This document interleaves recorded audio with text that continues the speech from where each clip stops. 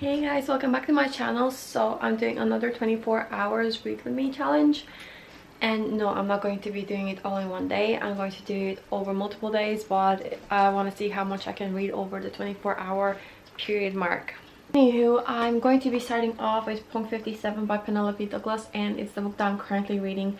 I'm also reading Little Life, and it's just up by the window. And listen, I'm 200 pages into it, but it's just taken me forever to read it, like, because the text is just so small, right? Like, listen, in comparison, like, look at the difference, right? It's not just me, is it? No, it's not just me. It takes me about an hour to read 20 pages of that book. Anyway, moving on.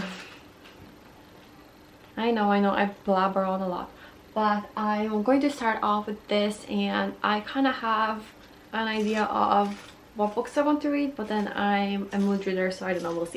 We'll see. Did I see how beautiful you look? Yeah, you. Anyways, hope you're all having a great day, and let's get to it. Right, so I've been reading for an hour and a half on page 88, and there's so many good tropes in this. So he just threw her into the pool, and then she had told him to get out of the room, and he goes, "Make me."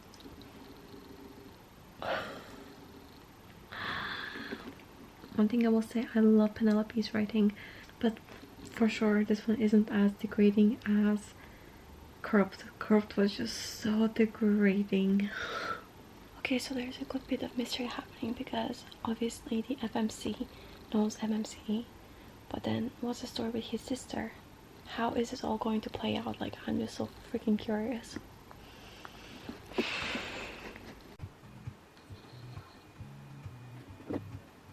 Welcome to day 2. So we have 19.5 hours to go, and a little under 4 hours left in the book.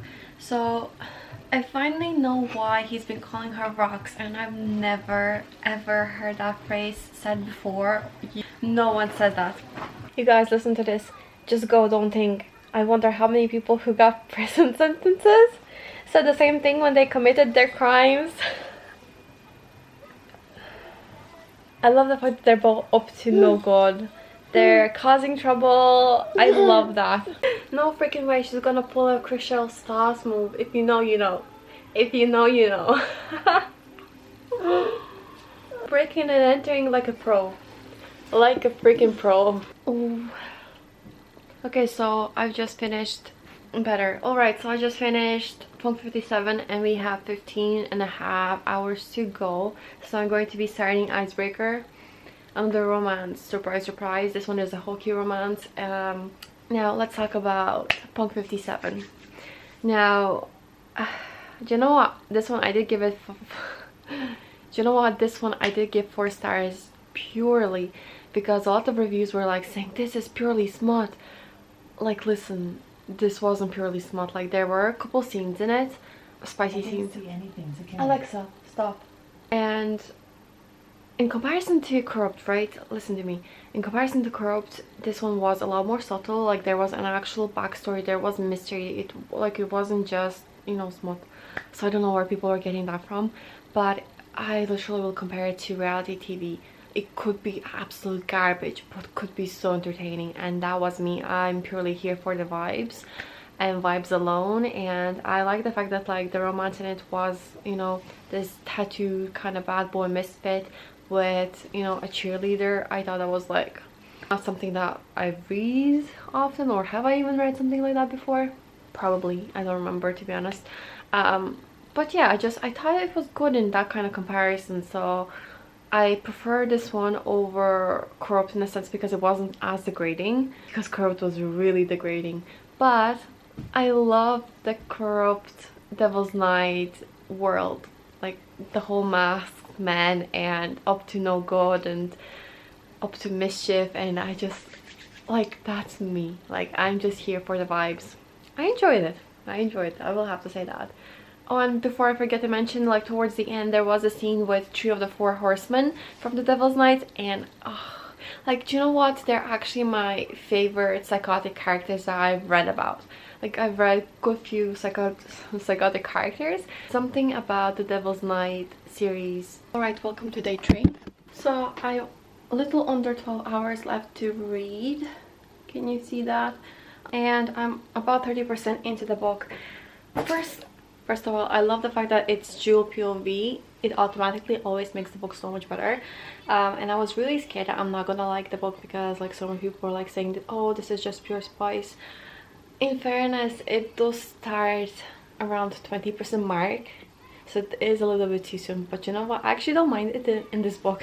So I don't really mind it in this book, and I literally been giggling at it all morning, like all morning. I absolutely loved it. Do you know what, I'd say this will be one of my favorite hockey romances.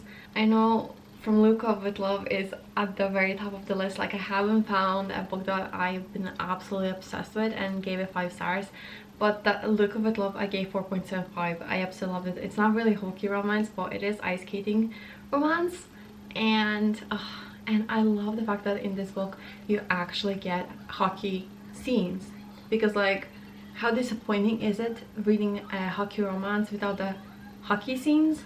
Do you know what I mean? Loving this one so far.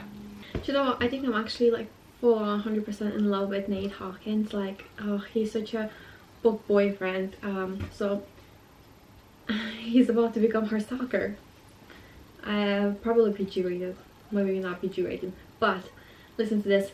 Tell you what, Hawkins, you find me before midnight and you can finally fuck this pretty little mouth of mine. Game on. Game on.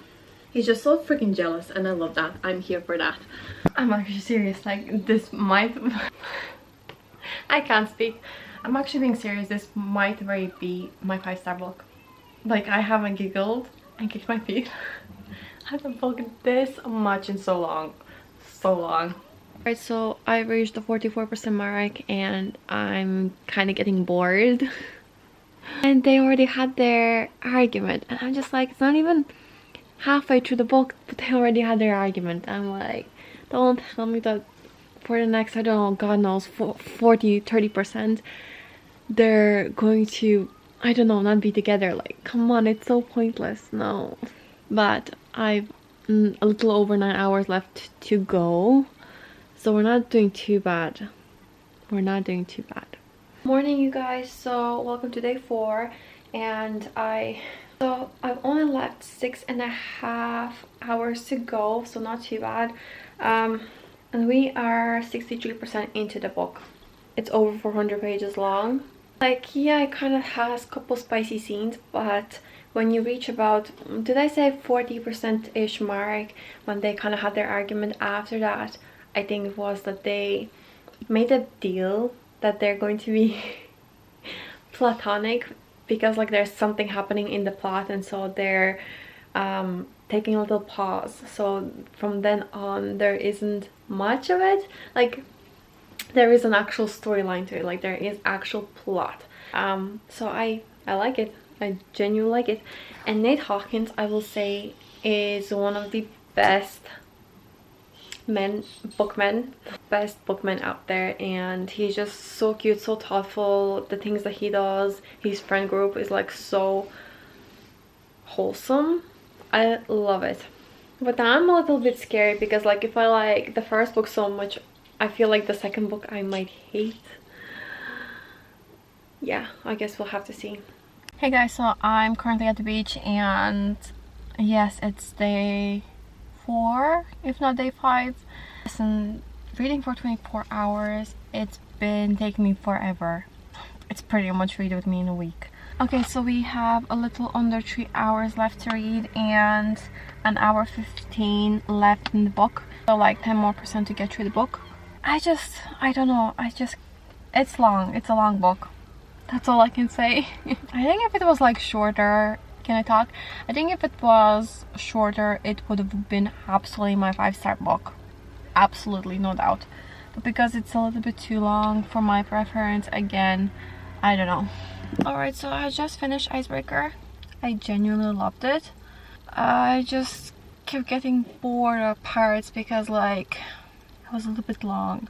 So I would give it 4.5. Because the moments that were funny, they were really funny, and I was actually giggling out loud. So yeah, really loved it, and I'm excited to read more by the author. Oh yeah, with that being said, there's technically, right? Technically there is a little under 2 hours left to read, but obviously I wouldn't be able to finish another book in an hour and 40 minutes. So I did cheat technically in the very beginning, that I started reading from 57 when I had already made the dent with 55 pages, I think it was. So this would technically go towards that.